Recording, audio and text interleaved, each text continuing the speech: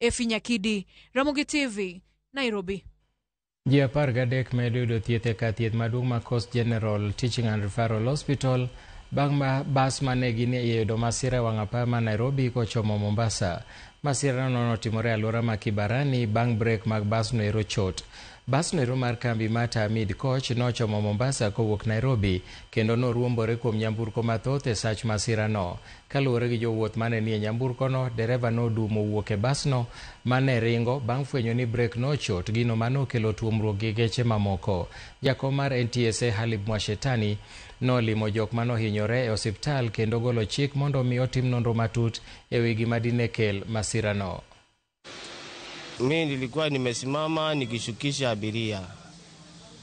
Sasa ile kusimama nikishukisha abiria, nimeona gari ya Tamidi inarudi mbio speed na reverse, imeshindwa kupanda ile mlima, inarudi na reverse. Sasa ndio kakuja katugonga sasa. Saa 1:30. Nilikuwa ndani ya matatu, nilikuwa hapo kwa nyuma ya dereva.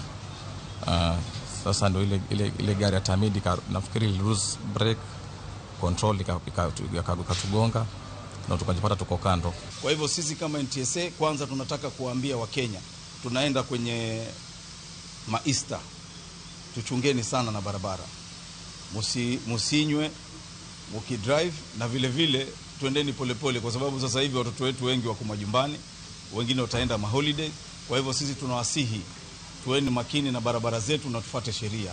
Lakini nikimalizia nataka niseme ya kwamba lile basi la Tamidi ambao lilirudi nyuma, kwanza tutahakikisha license yao tumeisimamisha ili waje wajibu. Kuna watu wamezembea, wale wenye magari, madriver, na pia wale ambao wanafanya inspection, kwa sababu gari nyingi ukiangalia accident zake zinatokea kwa sababu ya malfunctioning.